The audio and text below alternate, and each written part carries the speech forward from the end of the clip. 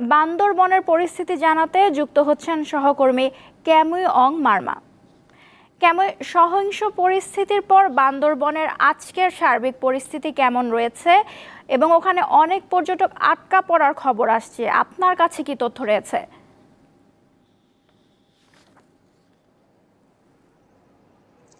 ধন্যবাদ নওসিন। এই যে খাগড়াছড়ির ঘটনায় বান্দরবনে যে ঘটনার দিন রাতে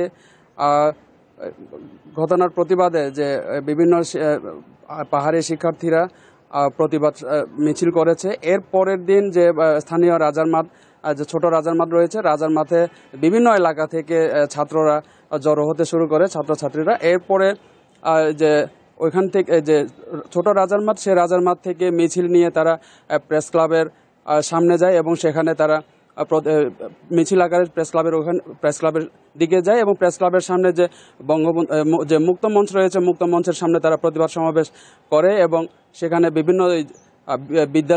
বিভিন্ন বিশ্ববিদ্যালয়ের যে পড়ুয়া যে শিক্ষার্থীরা তারা বক্তব্য রাখেন এবং দোষীদের, যে খাগড়াছড়ির ঘটনায় যে দোষীদেরকে যে আইনের আওতায় আনার জন্য তারা দাবি জানান। এবং এই যে বান্দরবনে খাগড়াছড়ির ঘটনায় যে বান্দরবনে সহিংসতা এড়াতে গতকাল জেলা প্রশাসকের সম্মেলন কক্ষে যে 5টায় বিভিন্ন নেতৃবৃন্দ এবং পাহাড়ি বাঙালি বিভিন্ন নেতৃবৃন্দদের নিয়ে যে একটি আলোচনা করা হয়, যাতে বান্দরবনে কোনো বিশৃঙ্খলা সৃষ্টি না হয় এবং আরেকদিকে যে আইন শৃঙ্খলা পরিস্থিতি স্বাভাবিক রয়েছে বান্দরবনে। পুলিশ, বিজিবি, র্যাব এবং যে সেনাবাহিনীরা পরিস্থিতি যাতে কোনো রকম যাতে বিশৃঙ্খলা কেউ ঘটাতে না পারে, সেজন্য তারা